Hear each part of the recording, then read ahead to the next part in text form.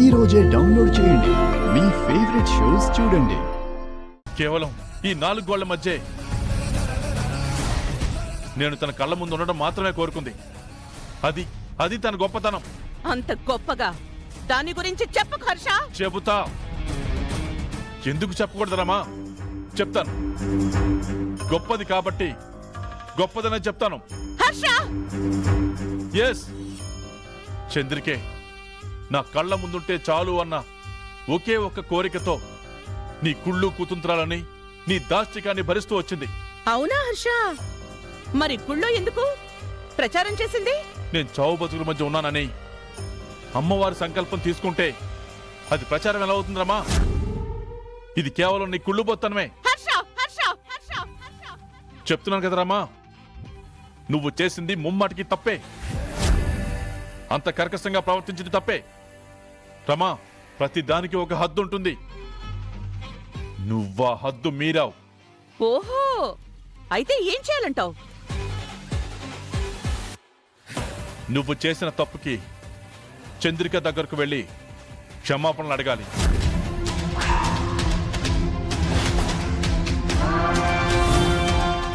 నేను దాన్ని క్షమాపణ అడగాల? Yes yes yes. నన్నెళ్ళి దాన్ని క్షమాపణ అడగమంటావా? నన్ను క్షమాపణ అడగమంటావా?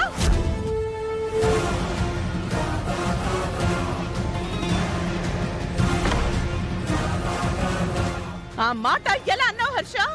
చెప్పు. ఆ మాట ఇంకెప్పుడు చెప్పుకు. నాకు తాళి కట్టింది నువ్వు హర్ష. ఆ తాళికి మాత్రమే సొసైటీలో గౌరవం ఉండాలి. ఆ తాళికి మాత్రమే నువ్వు కమిట్ అయి ఉండాలి. అర్థమైందిగా? నాతో అగ్ని సాక్షిగా 7 అడుగులు నడిచావు హర్ష. నువ్వు నాకే సొంతం. నిన్ను సొంతం చేసుకోవాలని ఆ చంద్రిక చూస్తే దాన్ని నరికి పోగులు పెడతాను.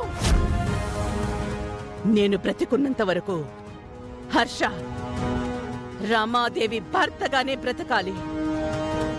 అలా కాకుండా నీ జీవితంలో చంద్రికకి కూడా స్థానం ఉందంటే 10 మందికి తెలిస్తే ఈ రమాదేవి రావణ కాష్టమేంటో చూపిస్తాను.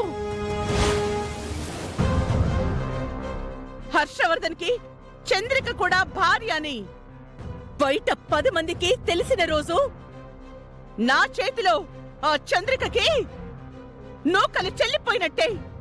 గుర్తుపెట్టుకో హర్ష. రమా, ఎంత పిచ్చిగా బిహేవ్ చేస్తున్నావు. చంద్రిక మీద ఇంత అసూయ, ఇంత ద్వేషం ఏంటి? తన సహనం, ఓర్పు, త్యాగం ఇవేమి నీ గుర్తులేవా? నాకు అవసరం లేదు. అవన్నీ నాకనవసరం. చంద్రిక ఈ ఇంట్లో పని మనిషిగా ఉన్నంతకాలం నీ కళ్ళ ముందుంటుంది.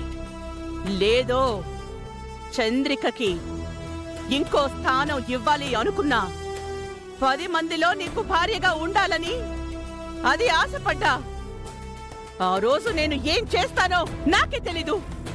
రమా,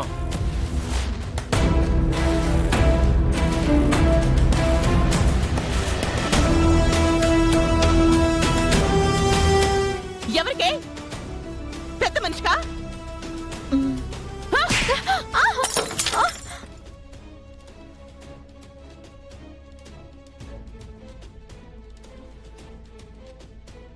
అమ్మగారు, అయ్యగారికి ఒంట్లో బాగాలేదండి. మాట్లాడుకో.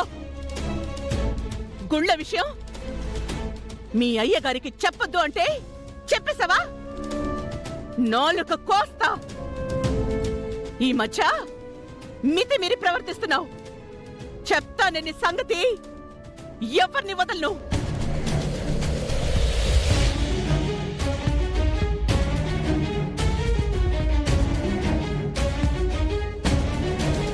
రమా మనసులో చంద్రికి మీద ఇంత ద్వేషం ఉందా? ఒక్కరోజు హాస్పిటల్లో ఉంటేనే చంద్రిక ప్రాణాలు తీయడానికి కూడా వెనకాడట్లేదంటే అంటే నాకేమన్నా అయితే చంద్రిక పరిస్థితి ఏంటి?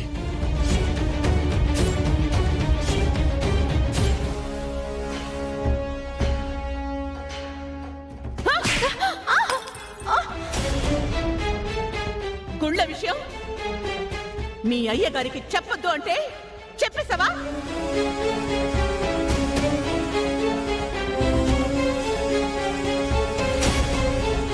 అలా ఉన్నావేంటి చామంతి? నేను అయ్యగారికి జ్యూస్ చేసుకుని వెళ్తూ ఉంటే అమ్మగారు నన్ను కొట్టారత్తా. కొట్టారా? ఎందుకు కొట్టారు చామంతి? ఏమో అత్తా, మనసులో నా మీద ఉన్న కోపం అలా చూపించారు. ఏంటా కోపం? అదే అత్తా, గుళ్ళో నువ్వు అమ్మవారి సంకల్పం తీసుకున్నప్పుడు ఆవిడొచ్చి నీ మీద ర్యాష్గా ప్రవర్తించారు కదా. ఆవిడ చేసిన అంత మంచి పనిని ఎవ్వరికీ చెప్పొద్దని నాకు వార్నింగ్ ఇచ్చారు. కానీ అయ్యగారు నువ్వు ఇంట్లో కనిపించకపోయేసరికి నీ గురించి చెప్తేనే ఇంట్లోకి వస్తానని నన్ను అడిగి గడప దగ్గర ఆగిపోయారు. ఇంకా తప్పనిసరి పరిస్థితుల్లో నేను నిజం చెప్పాల్సొచ్చింది. అందుకే అమ్మగారు రగిలిపోయారు. ఇప్పుడు చేయి చేసుకుని ఆ కోపాన్ని వెలగక్కున్నారు. అయ్యో, నా కోసం నువ్వు దెబ్బలు తిన్నావా? వదిలే అత్తా, ఇదేం కొత్త కాదు కదా. అది అత్త నేను నీతో ముఖ్యమైన విషయం మాట్లాడాలి. నువ్వు కొంచెం కుదుట పడ్డాక అడుగుదామని నా టెన్షన్ని నాలోనే దాచుకున్నాను.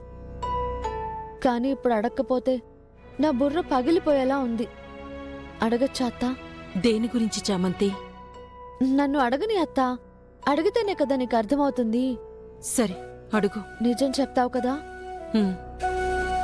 నాకు అర్థమే కావట్లేదత్తా, నువ్వెందుకు అమ్మగారు వద్దంటున్నా అంత నిష్టగా పూజ చేశావు? ఈ ఇంటి కోసం నువ్వు ఎందుకు ఇంత తాపత్రయపడుతున్నావు? ఆవిడేమో నిన్నసలు మనిషిగానే చూడదు. అయినా నువ్విక్కడే ఉంటావు, అంత చేస్తున్నా భరిస్తావు. దేనికత్తా? దేనికంటే నా చిన్నప్పుడే నా తండ్రిని కోల్పోయాను. అమ్మే నన్ను పెంచింది. కొన్నాళ్లకి తను నాకు దూరం అయింది. చివరికి ఓ అనాథలాగా ఈ ఇంటికి చేరాను. అప్పట్నుంచి వీళ్లే నన్ను ఆదరించారు. అప్పట్నుంచి ఈ ఇల్లే నా సర్వస్వం అయ్యింది. ఈ ఇల్లు తప్ప నాకింకో ప్రపంచం తెలియకుండా అయిపోయింది. అందుకే ఎక్కడికి వెళ్ళలేను చామంతి. మనందరివి బాధ కదలే. ఇప్పుడు నీ టెన్షన్ తీరిందా అమ్మా? లేదత్తా, ఇంకొకటి ఉంది. ఏంటి? అయ్యగారు చాలా మంచి మనిషి. ఆయనంటే నాకు చాలా అభిమానం ఉంది. అందుకే నేను ఆయన పేరు మీద పూజ చేయిద్దామని గుడికొచ్చాను. నువ్వు ఆ పూజ చేయడం తప్పు అనడం లేదు, కానీ అమ్మగారికి ఎందుకు నీ మీద అంత కోపం?